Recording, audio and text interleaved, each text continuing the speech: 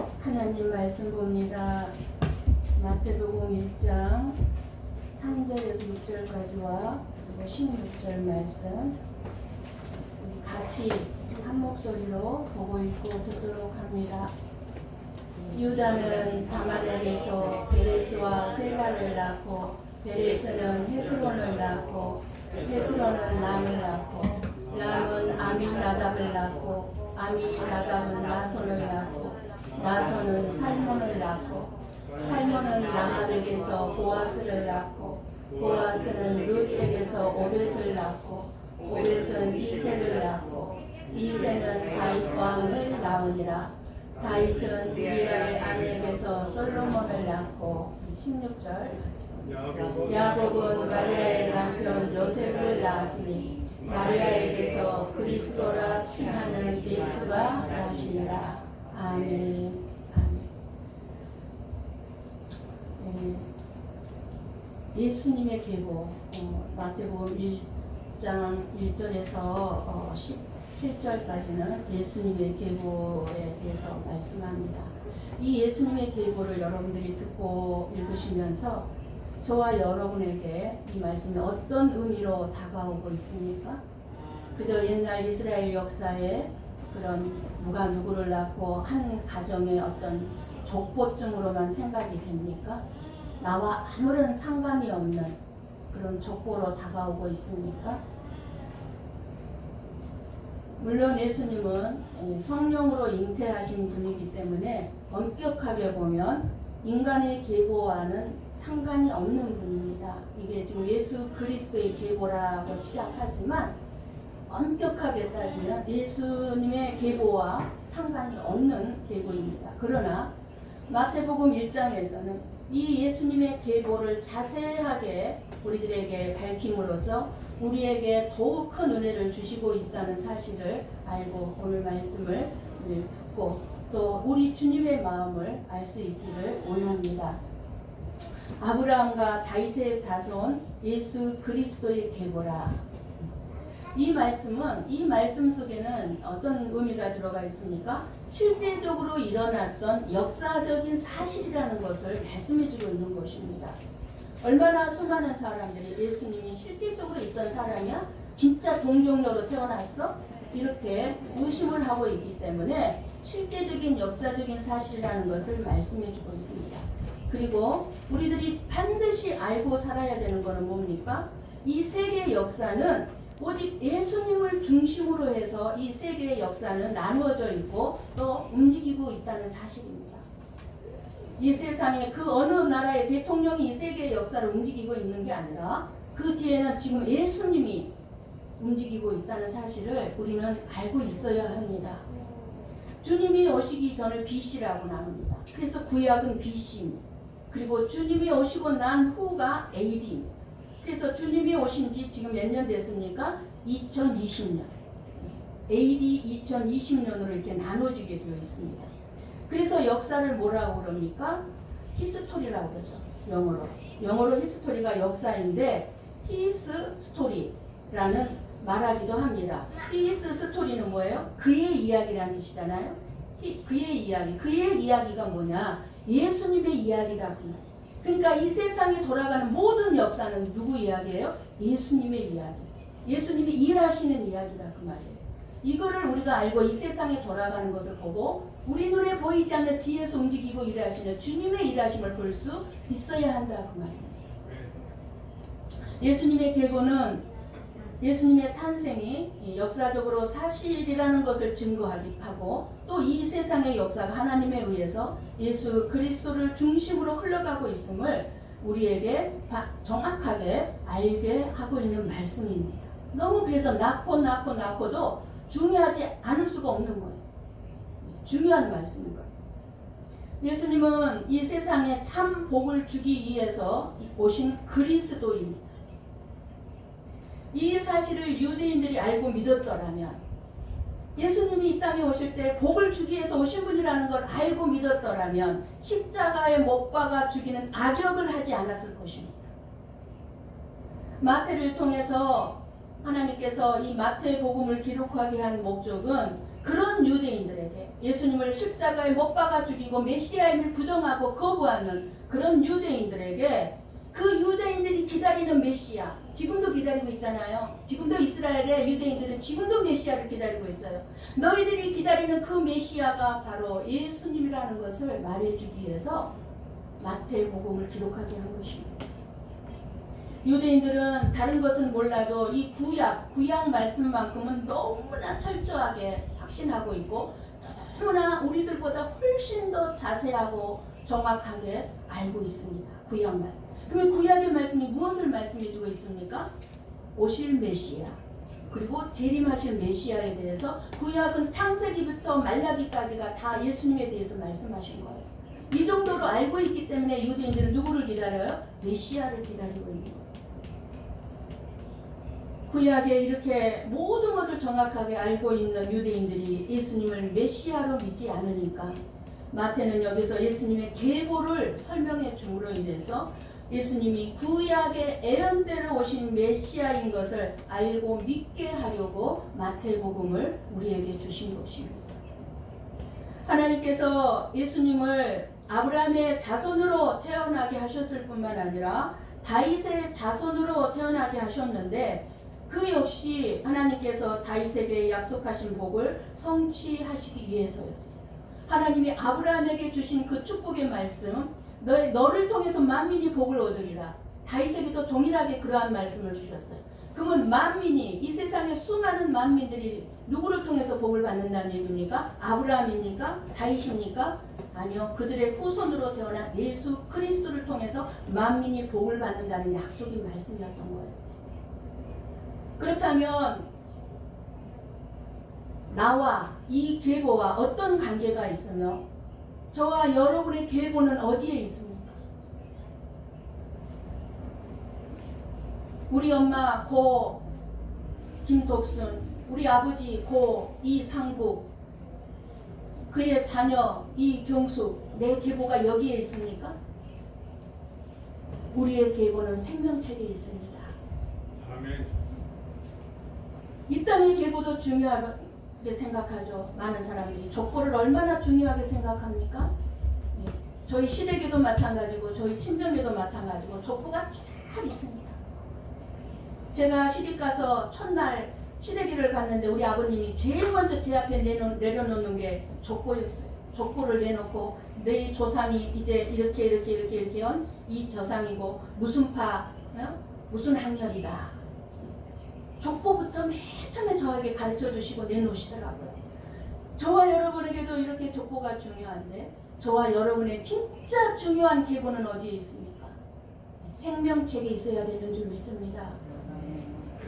우리는 이 세상 역사 속에 자리 잡고 있는 그 역사 가운데 하나님의 뜻을 이루기 위해 오신 예수 그리스도를 만나게 됩니다.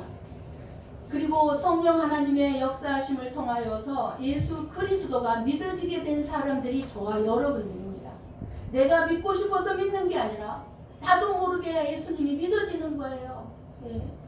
이 세상에 오신 것, 나를 위해 죽은 것, 십자가에 죽은 것이 나를 위해 죽었구나, 내가 죄인이구나, 예수님이 하나님 우편에 앉아 계신 것, 또 예수님이 곧 재림하시는 것이 다 믿어지는 거예요. 하나님의 말씀을 들을 때마다 하나님의 말씀이 믿어지는 거예요. 누가 이래서요? 성령님이 내 안에서 일하심으로 믿어지게 되는 것입니다. 그 결과 우리에게는 아브라함과 다윗의 자손 예수 그리스도의 계보에 올라가는 엄청난 축복을 받게 된 사람들입니다. 말하자면 예수 그리스도로 말미암아 구원을 받게 된 사람들이다 그 말입니다. 아브라함과 다윗의 자손 예수 그리스도의 계보는 이렇게 나의 역사를 만들어 가게 되는 것입니다. 그러니까 이 말씀이 낳고가 나오고는 이제 상관없어, 졸리는 말씀이야, 다 덮어버릴 게 아니라 이 속에 내 계보가 들어가 있어, 내 이름이 이 계보 속에 들어가 있어, 이렇게 생각할 수 있다면 이것처럼 또 은혜로운 말씀이 없을 것입니다. 우리도 이 믿음의 계보에 들어가 있는 자들로서 하나님과 친밀한 교제 가운데 하나님의 음성을 들을 수 있는 그리고 오늘 또 변함없이 그 하나님의 은혜와 사랑이 너무 고맙고 감사해서 코로나의 위험을 무릅쓰고 무더운 날씨에도 불구하고 하나님 앞에 나와서 하나님의 말씀을 듣는 건 왜 그렇습니까? 하나님의 자녀이기 때문에. 내가 하나님의 자녀이기 때문에 아버지의 말씀, 아버지의 교훈, 아버지의 책망을 들어야 내가 올바로 살아갈 수 있고 생명을 유지할 수 있기 때문에 오늘 또 우리는 하나님 앞에 나와 말씀을 듣는 줄 믿습니다. 우리 한번 말라기 3장 16, 17절 말씀을 보고 읽고 듣습니다.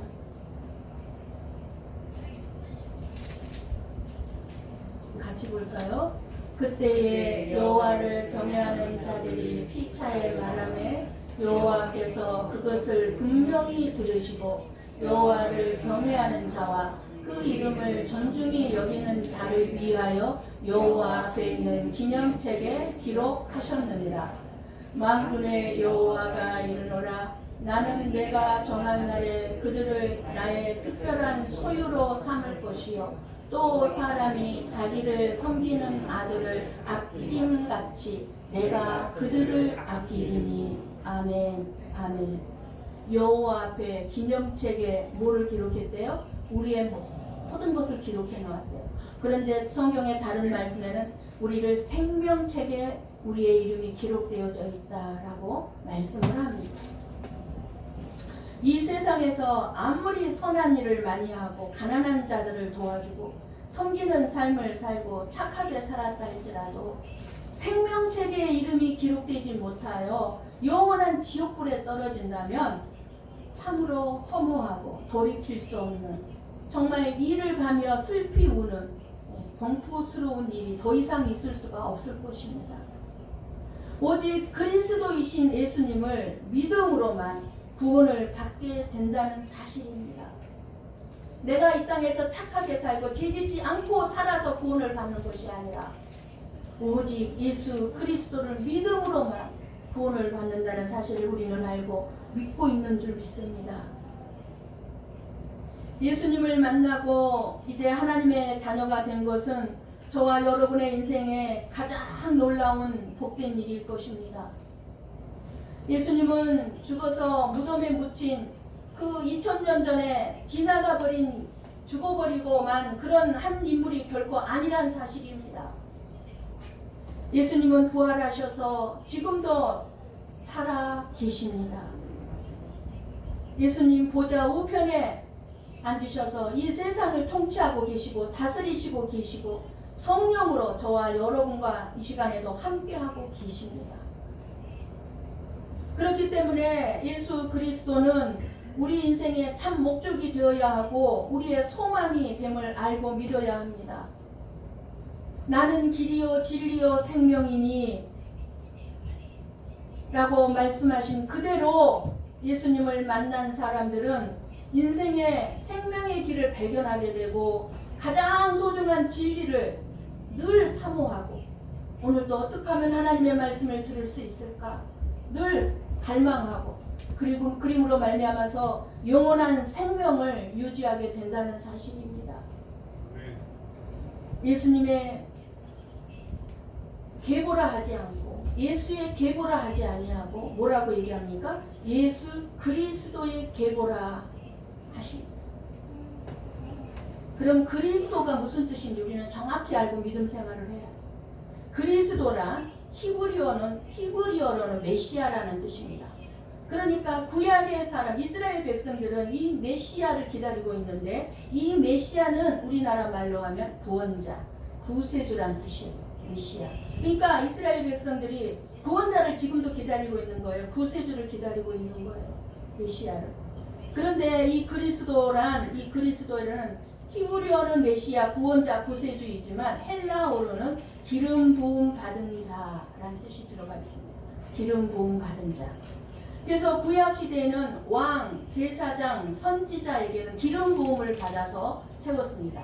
왕도 아무나 왕이 되면 안 됐어요. 기름 부음을 받은 자가 왕이 돼요. 기름 부음. 하나님으로부터 기름 부음을 받은 자가 제사장이 될 수 있고 하나님으로부터 기름 부음을 받은 자가 선지자가 될 수 있었던 거예요. 근데 이 예수님은 그리스도로 즉 기름 부음 받은 자로 이 세 가지의 직분을 다 가지신 분이 예수 그리스도인 것입니다. 그래서 그리스도는 기름 부음을 받은 분이기 때문에 예수 그리스도는 우리의 왕이요, 우리의 대제사장이요, 우리의 선지자가 바로 예수 그리스도인 것입니다. 우리의 왕이신 예수 그리스도는 진리의 말씀으로 우리를 다스리시고 우리는 그 예수 그리스도의 그 왕 앞에 순종해야 되는 것입니다. 마태복음 2장 2절에 보면 동방 박사들이 헤롯 왕 앞에 나와서 묻습니다. 뭐라고 묻습니까? 유대인의 왕으로 나시니가 어디 계시냐? 뭐라고 얘기합니까? 예수 그리스도를 왕으로 얘기를 하고 있는 것입니다. 그 왕으로 섬기는 자에게, 저와 여러분에게 모든 하늘의 권세가 주어졌다는 사실을 우리는 알고 당당하게 살아야 합니다. 왜? 그 왕의 자녀인 백성인 저와 여러분은 뭐예요? 우리들도 역시 왕 같은 권세를 가진 자들이다 그 말입니다. 그러니까 악한 원수마귀가 우리에게 달려들 때도 우리는 왕 같은 권세를 통해서 예수 그리스도의 이름으로, 예수 그리스도의 이름만 말해도 이 마귀들은 발발발발 떨고 다 일곱 길로 도망가게 되는 줄 믿습니다. 그런 권세가 저와 여러분 앞에 있어요. 왜? 예수 그리스도가 우리의 왕이기 때문에. 우리의 대제사장이신 예수 그리스도는 우리의 죄를 대속하신 멜기세덱의 반차를 따른 영원한 대제사장으로 구약시대에 짐승을 죽여서 그 짐승의 피로 그때그때 지은 죄를 용서받은 게 아니라 자기 자신이 친히 십자가에 못 박혀 피 흘려 죽으심으로 말미암아 우리의 영원한 대제사장이 되셨습니다. 그래서 우리에게는 이제 짐승을 죽여 제사를 드릴 필요가 없는 거예요. 그런데 지금 이스라엘에서 이제 제3성전이 세워지면 어떻게 합니까? 소를 잡아, 양을 잡아 제사 드릴 준비를 하고 있는 거예요. 예수 그리스도가 십자가에서 피 흘려 죽으심으로 이 세상의 모든 죄는 다 씻어주는 그런 넉넉함이 있기 때문에 우리는 더 이상 짐승을 죽여서 제사를 드릴 필요가 없는 것입니다. 죄 많은 우리들을 구원하기 위하여 누가 그 죄값으로 피를 흘려 죽어주시는 분이 있습니까?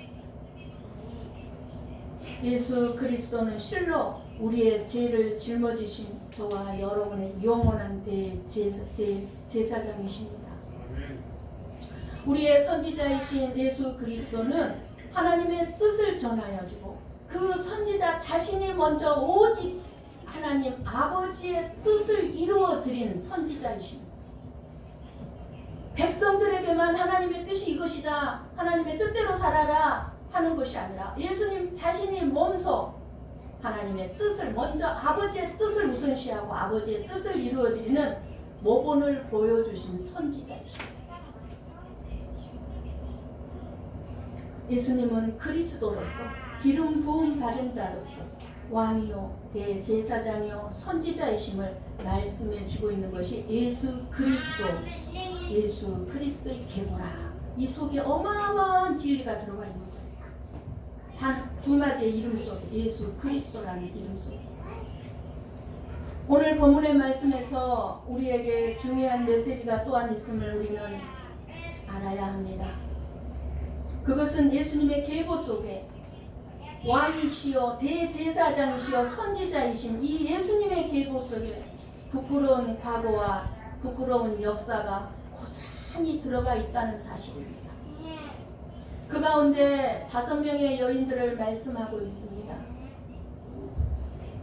예수님의 계보를 보면 누가 누구를 낳고 하다가 누구는 누구에게서라고 말이 바뀌는 부분이 있습니다. 누가 누구에게서라고 칭하는 사람은 모두 4명의 여인입니다. 누구에게서 누구를 낳고 이렇게. 그런데 5번째 마리아만 누구는 누구에게서라고가 없어요. 누구가 없어요. 그런 것이 없이 그냥 바로 마리아에게서라고만 말씀하고 있습니다. 그러니까 마리아는 요셉은 마리아에게서 이렇게 나가지 않아요. 나가지 않고 그냥 마리아에게서라고 말씀하고 있어요. 그래서 계보에 오른 이 4명의 여인들은 하나같이 여러분들이 알고 계시는 분들 다 알고 계시죠?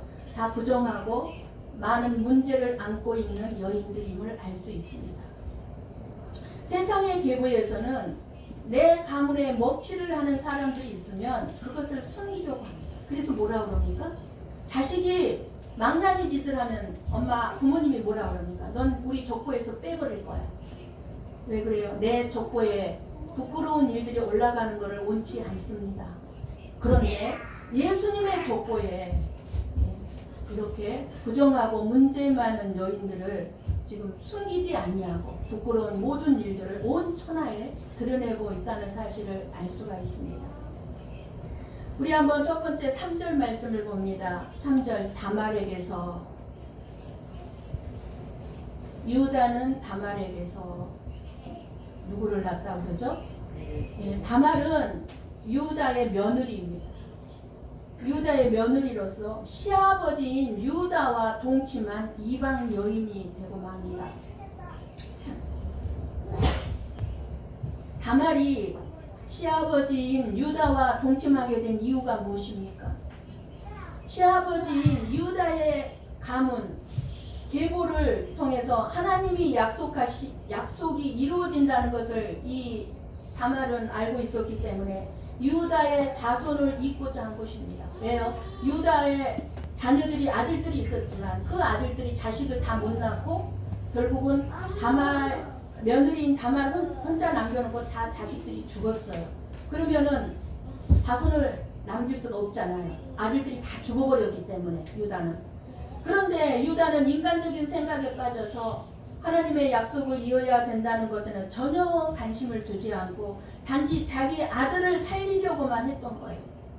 왜? 며느리 다말과 둘째 아들, 셋째 아들 우리 어떻게 해요? 다 죽는 거예요. 그러니까 며느리 때문에 죽는 줄 알고 자기 아들을 살리려고 며느리를 통해서 후손을 보려고 하지 않았던 거예요.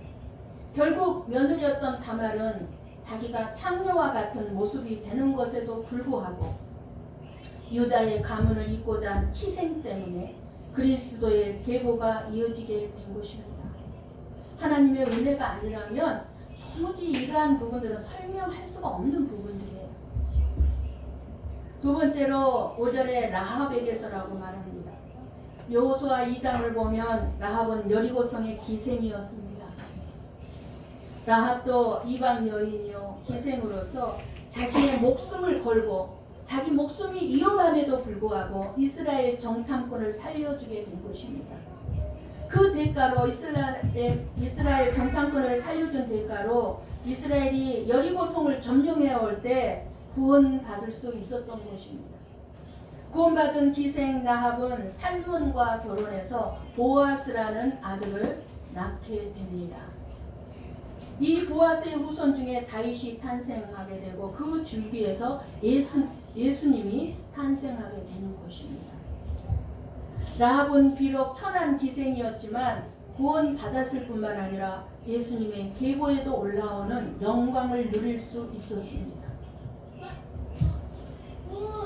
그러니까 내가 기생이었다 할지라도 예수 그리스도를 내가 믿고 그 후손을 잇는 것만큼은 얼마나 놀라운 영광인지 자기의 부끄러운 과거가 수치가 결코 부끄럽고 수치스러운 게 되지 않는 거예요. 예수님의 영광이 그걸 다 덮어버려요. 세 번째 5절 후반부에 룻에게서입니다. 룻은 남편과 자식들을 잃어버린 이 시어머니 나오미의 나오미가 고향으로 돌아갈 때 이 며느리였던 룻은 자신이 편한 길을 찾지 아니하고 시어머니를 위해서 시어머니가 믿는 그 하나님이 나의 하나님이 된다고 고백하면서 시어머니를 쫓아간 희생한 그런 모압 여인입니다. 우리 한번 신명기 23장 3절 말씀을 봅니다. 같이 볼까요? 암몬 사람과 모압 사람은 여호와의 총회에 들어오지 못하리니 그들에게 속한 자는 10세뿐 아니라 영원히 여호와의 총회에 들어오지 못하리라. 뭐라고 말씀합니까? 모압 사람은 여호와의 총에 영원히 들어오지 못하게 되어 있습니다. 그런데 이 룻이 모압 사람, 모압 여인이란 말입니다. 원칙적으로 이 모압 여인은 이스라엘 남자와 결혼할 수가 없었습니다. 그럼에도 불구하고 룻은 이스라엘 남자 보아스와 결혼하고 룻의 이름은 예수님의 계보에 올라가는 영광을 누리게 됩니다. 더 나아가 그가 낳은 아들 오벳은 이제 예수 그리스도의 조상이 된 것입니다. 이방 여인이 시어머니를 따라 그 시어머니를 섬기고 모시기 위해서 유대 땅으로 시어머니를 따라갔을 때 자기가 겪어야 될 그 고초, 고난, 고생, 힘든 것들은 생각하지 아니하고 오직 하나님을 믿고 나아가는 그 희생을 통해서 하나님의 약속이 이 귀한 룻에게 이루어진 것을 볼 때 얼마나 영광스러운 일이었겠습니까? 지금 이날까지도 결코 하나님을 위한 희생에는 어떤 없다는 사실입니다. 네 번째 6절에 우리아의 아내에게서 나옵니다. 우리아의 아내에게서. 우리아는 햇사람으로 아내인 밧세바는 이방 여인이었습니다. 역시. 그런데 예수 그리스도의 계보에 밧세바에게서라고 기록하지 아니하고 말씀하지 아니하고 우리아의 아내에게서라고 말씀하고 있습니다. 얼마나 부끄러운 족보입니까? 다윗의 죄로 인해서 이제 밧세바의 남편 우리아가 죽임을 당한 그 우리아의 죽음의 희생을 통해서 하나님의 약속이 이루어지고 있었다는 것을 우리에게 보여주고 있습니다. 우리아의 아내였던 밧세바가 다윗 왕의 아이를 임신했었죠. 그러니까 그 아이를 임신했기 때문에 이 다윗 왕이 모략을 세워서 이 밧세바의 남편 우리아는 최전선으로 보내서 그 전투 중에 죽임을 당하게 만듭니다. 다윗 왕이. 그래서 우리아가 죽으니까 그 후에 이 다윗 왕은 그 우리아의 아내 밧세바를 자기 아내로 맞아들입니다. 그래서 그 다음에 그들 사이에 누가 태어났습니까? 솔로몬이 태어났습니다. 이러한 밧세바가 예수님의 계보에 이름을 올리게 된 것이나 아들 솔로몬이 그리스도의 조상이 된 것은 이거는 하나님의 은혜가 아니라면 불가능한 일입니다. 그러므로 이방 여인들인 이 네 여인의 이름을 예수 그리스도의 계보에 기록한 것은 예수 안에서 모든 이방인들도 구원하는 메시아 그 구세주가 예수 그리스도임을 나타내려는 것입니다. 예수님만이 이방 여인들, 죄인들, 저와 여러분들까지 다 구원한다고 말입니다. 다섯 번째는 마리아에게서입니다. 마리아는 요셉과 정혼한 사이로 동침만, 몸만 안 섞었지 법적으로는 부부로 인정된 부부였습니다. 부부이긴 했지만 아직 처녀인 마리아를 예수님께서 우리 하나님 아버지께서 사용하심으로 인해서 그 마리아의 배를 사용해서 태어난 아이가 바로 하나님의 아들인 예수 그리스도인 것입니다. 그런데 이 다섯 여인들의 공통점은 뭐가 공통점입니까? 마리아는 이방 여인이 아니지만 이 네 여인들은 다 이방 여인들이고 그런데 하나님을 위해서 자기 자신을 희생의 도구로 내어놓았다는 것입니다. 즉 자기 권리를 포기하고 자기를 희생시키는 모습을 예수 그리스도의 계보가 되어질 수 있도록 오실 수 있도록 그렇게 드려졌다는 것입니다. 결국 이 여인들의 이런 희생이 있었기 때문에 우리들이 생명의 계보에 실릴 수가 있었다는 것을 예수님의 계보가 저와 여러분에게 말씀을 해주고 있는 것입니다. 그러나 이 희생의 삶은 그것으로 끝난 것이 아니죠. 저와 여러분이 주님을 위해서 희생하는 삶은 절대로 그 희생으로 끝나지 않습니다. 하나님께서는 이제 이 땅에 완벽한 희생자를 보내셔서 그 희생을 근거로 해서 자기 백성을 찾고자 하시는 것입니다. 다시 말해서 예수 그리스도의 희생을 따르는 자를 자기 백성이라고 말씀하고 계시는 것입니다. 우리는 예수 그리스도의 계보에서 한 가지 더 중요한 사실을 볼 수 있습니다.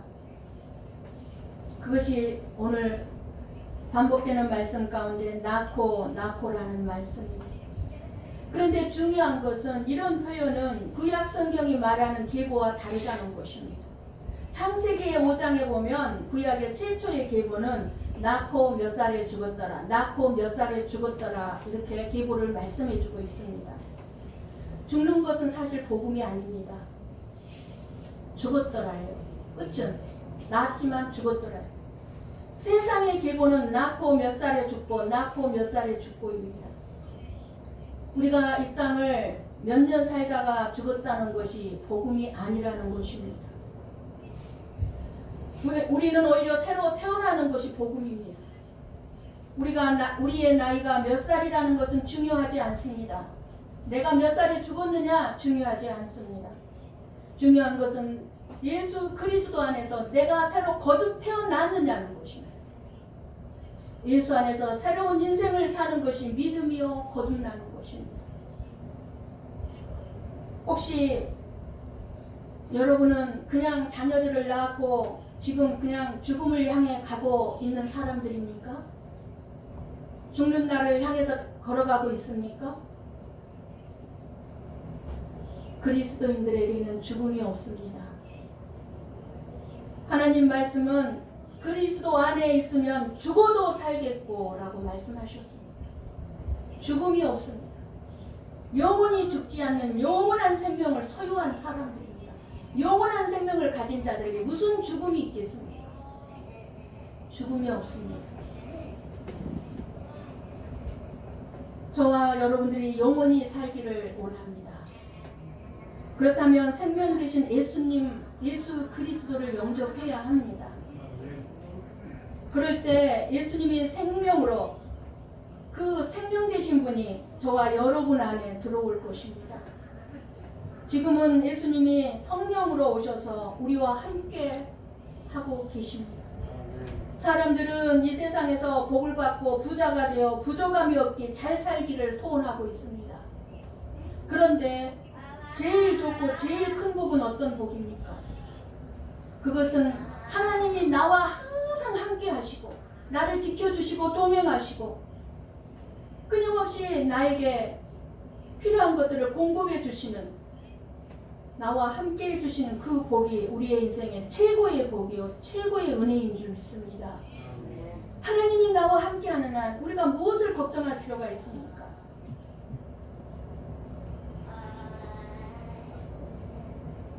마태복음은 모든 민족이 그리스도를 믿고 구원에 이르는 것을 목표로 말씀을 해주고 있습니다. 우리 마태복음 마지막 장을 한번 보고 읽고 듣습니다. 마태복음 28장 19절 20절 말씀입니다. 같이 봅니다. 그러므로 너희는 가서 모든 민족을 제자로 삼아 아버지와 아들과 성령의 이름으로 세례를 베풀고 내가 너희에게 분부한 모든 것을 가르쳐 지키게 하라. 볼지어다 내가 세상 끝날까지 너희와 항상 함께 있으리라 하시니라. 아멘. 하나님은 아브라함과 다윗을 택하셨지만 그것은 복음이 이스라엘 안에 머물러 있기 위함이 아니라 전 세계로 전파되기 위함이었습니다.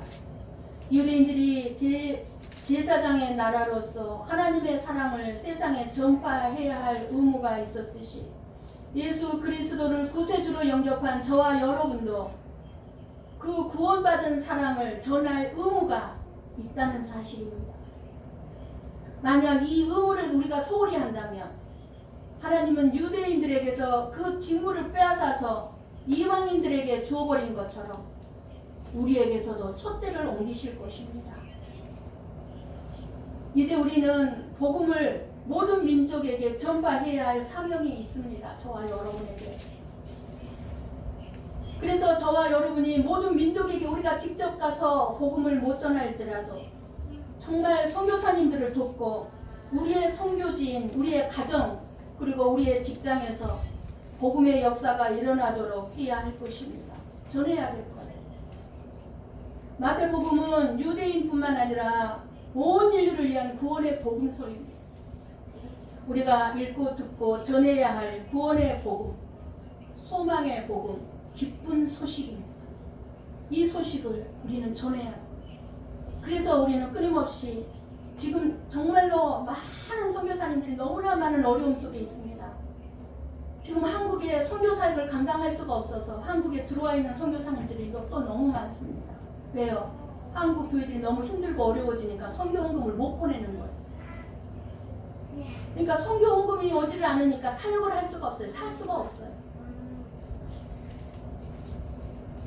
예수님이 이 땅에 오신 것은 세상의 소망입니다.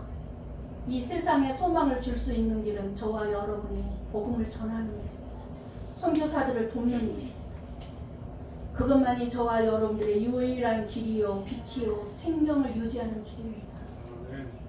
우리 모두 하나님의 말씀 마태복음을 끊임없이 읽고 듣고 묵상하며 기도함으로 소망이 끊어진 분들에게 우리가 전도하며 선교사님들을 도우며 사랑을 베풀므로써 죽어가는 수많은 생명들을 살리는 생명을 선물로 줄 수 있는 저와 여러분이 되기를 예수님의 이름으로 간절히 축원합니다. 기도하겠습니다.